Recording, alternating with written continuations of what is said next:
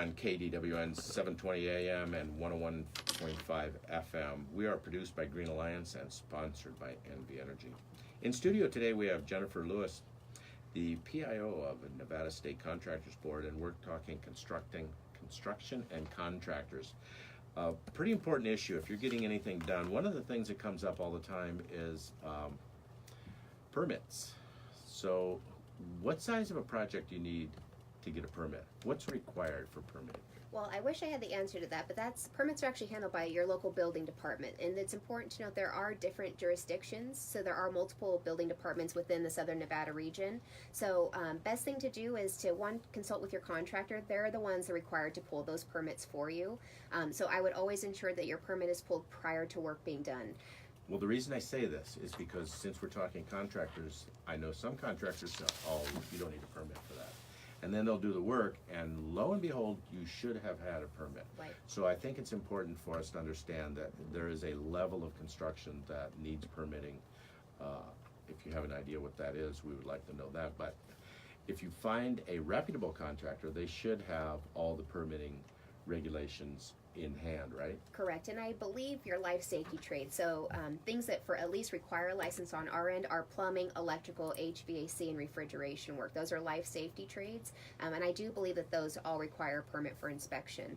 But again, I would always recommend prior to having work performed, if your contractor says no permits required, but your gut tells you maybe it is, always contact your building department, and they'll be able to guide you in that matter. So working with a licensed contractor, having checked them out on your website, what's that website again? nscb.nv.gov.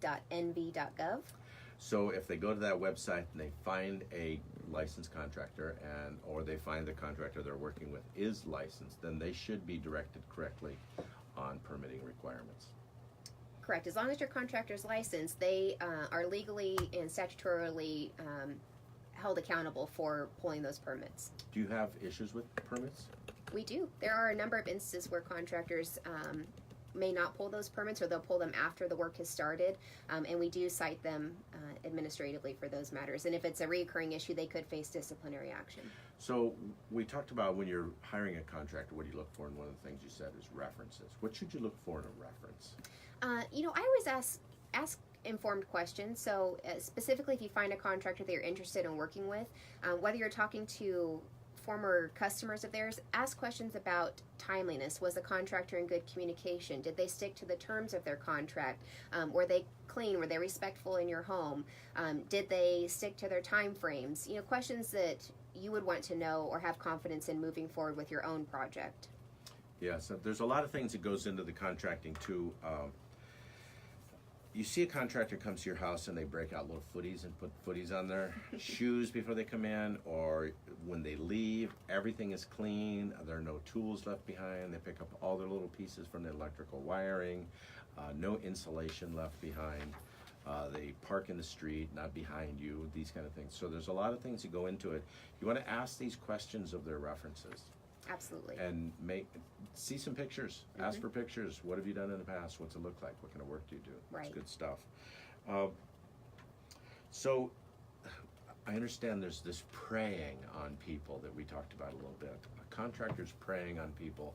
I know after a hailstorm back in the Midwest, not so much here, you'll see contractors just coming out of the woodwork, almost going door to door to do roofing, and lo and behold, 3 months later, you hear all these lawsuits coming about these contractors that were not licensed or not regulated. So tell us a little bit about contractors preying on people. Well, to your point, we just did actually some topics on monsoon season. So we see with the flooding, why you see that after these disaster-related events is homeowners are most vulnerable. They have an emergency need that they want to get repaired now, and these unlicensed entities can come in and offer prices that are, a far shot from what your licensed contractor is probably going to offer you. So it's not only the price consideration, but it's the today only special, so that immediate get in the door, give me cash, and let me do the work, that makes a homeowner feel like they're getting their repair issued now when they need it. But what they don't realize is that they're assuming a lot of that liability, and eventually are probably going to have the work redone by a licensed entity. The old sign here, press hard, there's 3 copies. You got to be careful of that. Correct.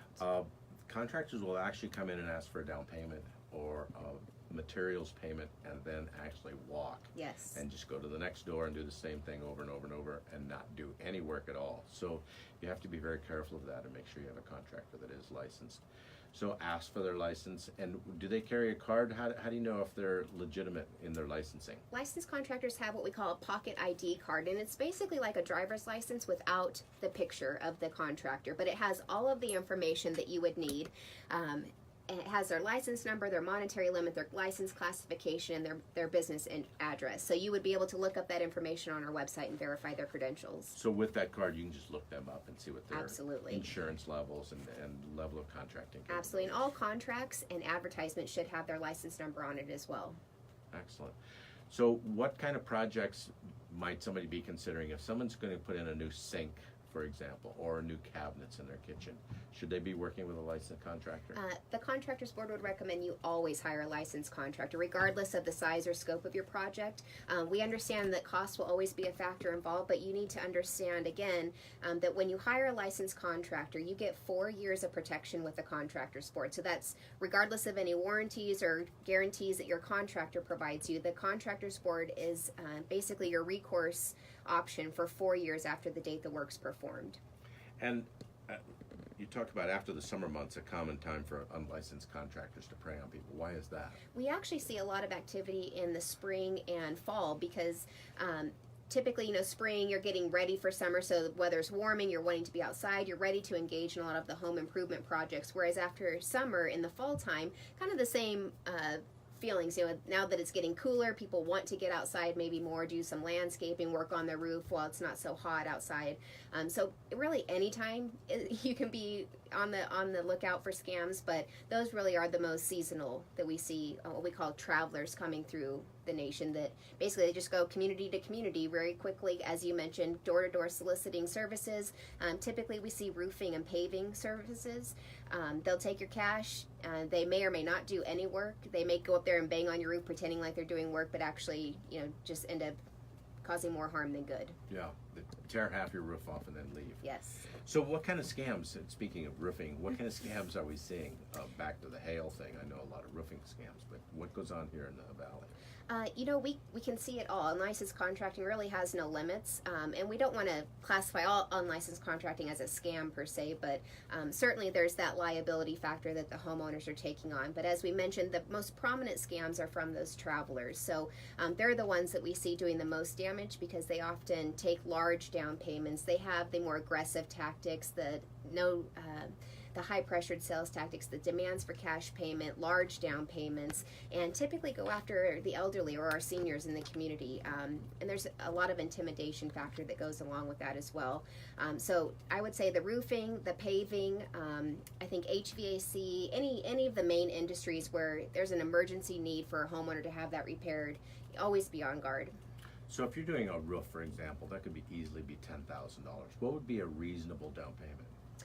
The Contractors Board, there's no statutory limit unless you're building a pool, but we always recommend $1,000 or 10%, whichever is less. Okay. But again, that's really the discretion of the homeowner. So a 10% down payment would be reasonable. Correct. We just recommend that your payments don't get ahead of the work performed. Yeah, let's talk about that when we come back under the schedule as the Bible. And we'll be right back to Shades of Green on KDWN.